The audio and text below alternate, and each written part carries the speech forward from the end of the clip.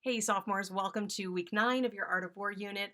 I'm going to actually be reading a little bit of the graphic novel to you today, and so I want to walk you through a couple of things you're going to need to have with you as we go through that process.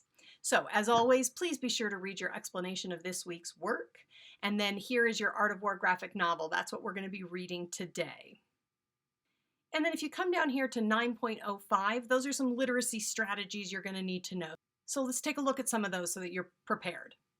All right, the first strategy is setting a purpose for reading. We talked about this last semester. So I want you to set a purpose, then you're going to figure out how you're going to mark text. I know that I've provided the PDF, so are you going to make a copy of that and then print it, and then you're going to annotate on the text?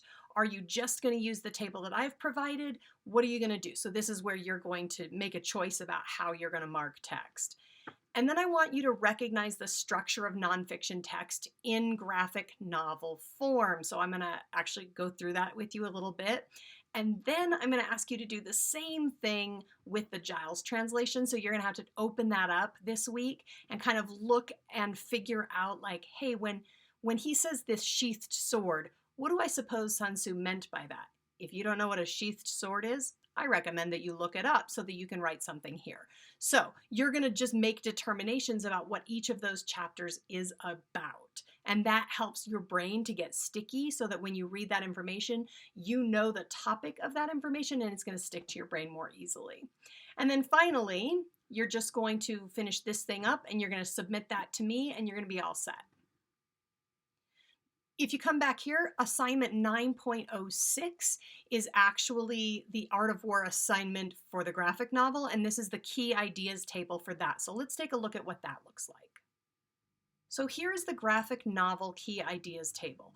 So what you're going to discover in the graphic novel is that there are a series of small vignettes. They're 2 pages each. I want you to put the summary of each of those stories here. And then I'm going to ask you to write the key ideas from those stories in Art of War speak. So in the actual Art of War language, you're going to write those here. And then you're going to, in your own language, in your own kind of vernacular of the 21st century, you're going to explain those key ideas. So at the end of this sheet, what you're going to have is all of these summaries of stories, actual quotes from the Art of War, and then an explanation of what they mean, so that you'll be able to use that in a couple of weeks when you start writing your paper. Okay, so let's take a look at the actual graphic novel. So remember that I mentioned that this is set up as stories. So what you'll see is every 2 pages, you have a story. This is page 1, and this is page 2. The story ends at the bottom of page 2. Okay, let me give you another little piece of orientation. Whenever you see this guy is supposed to actually be Sun Tzu. So he comes into each of the stories, but he's the guy imparting all the wisdom. So he says, "He who wishes to fight must first count the cost."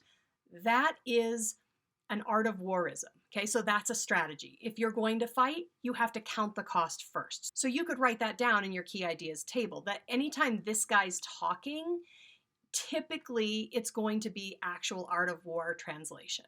Okay, so now we take a look at the vignette itself. So this story has this guy in stripes.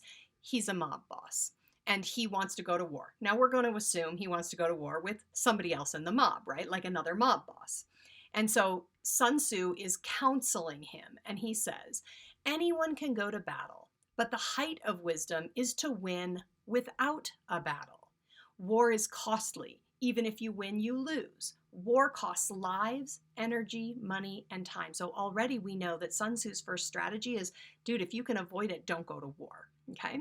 All right, so then we have, in our little story, we have the mob boss who says, "But I gotta do something about these mooks crowding in on my racket." In other words, he's a racketeer, and there's other people that are also racketeers. He does not like that. Okay, so Sun Tzu considers his dilemma and says, "The goal of the skillful general is not to win battles, but to prevent them whenever possible." Okay, our mob czar goes, he thinks it over. And then we have this different structure. Notice how in this cell, you have a rectangle and you actually have quotes. That's another signal that these are actually words from the Art of War. So the highest form of generalship is to balk the enemy's plans, meaning to win without fighting, to prevent the enemy from attacking through the use of psychology. Okay, that's going to tell us as readers, this is what's going to happen in the rest of this vignette. Our mob boss is going to use psychology to get the other mob boss not to fight.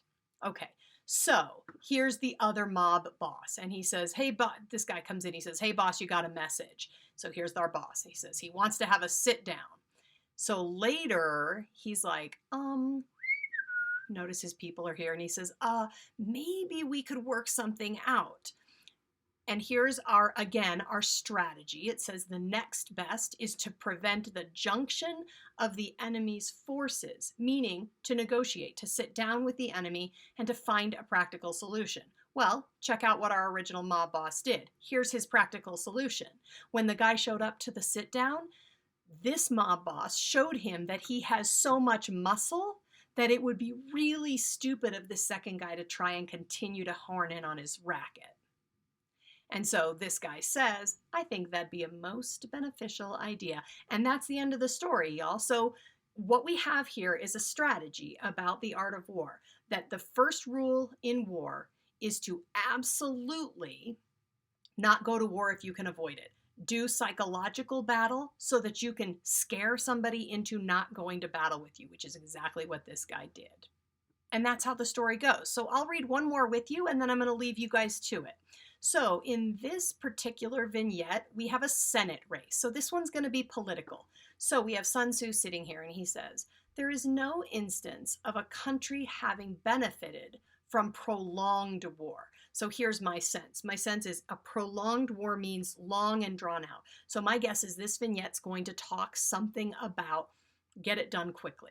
So taking that information, we move to the next cell, and we have a reporter who's reporting on a Senate race, and he says, my guests tonight are in a contentious race that recent polls indicate could go either way. Okay, so here are our two potential senators. And again, the box reminds us this is actual evidence from the art of war. If going to battle is inevitable, the goal is to achieve a quick and decisive victory. Okay, so this guy says, how do you intend to put some distance between yourself and the senator?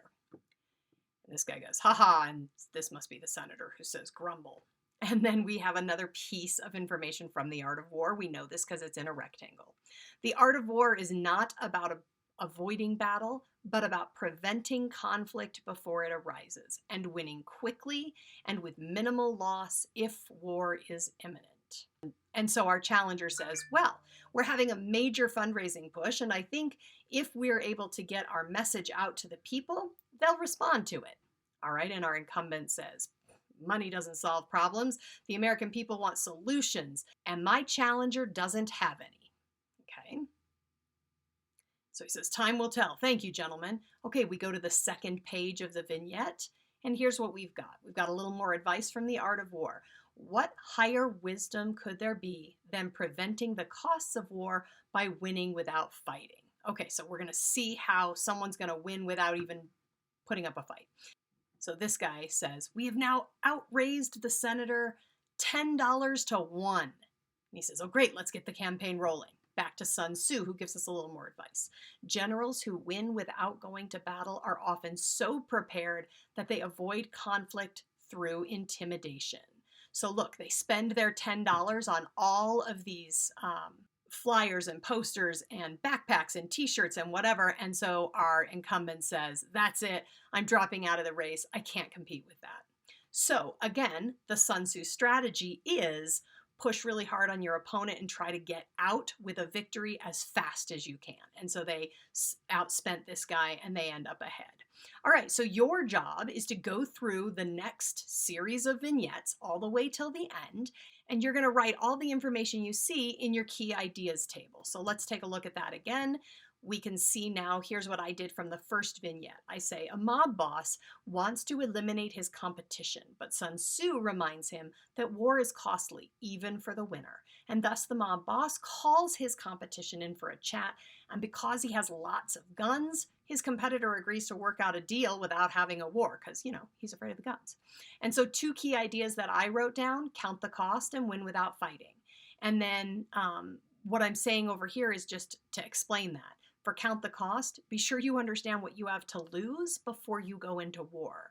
And then win without fighting. The best way to win is to do it without actual fighting because it saves you money, time, and resources. So if we were to do the second one here, the second one was that campaign with the 2 potential senators. And so what you might say is, you could write down, what higher wisdom could there be than preventing the cost of war by winning without fighting? So you might say something like, 2 senators are battling it out. One senator gets a bunch of fundraising money, uses it to canvass the area, and basically overwhelms and intimidates his opponent. So here you would say that quote that I got, which is akin to win without fighting. You would put the actual quote here, and then here you would say, be sure to use your resources wisely to get in and get out as fast as possible, or something like that. And then you're all set. So that is this week's assignment, and good luck reading the graphic novel. I hope you enjoy it. Be sure to finish this key ideas table because it's 40 points. All right, have a great day.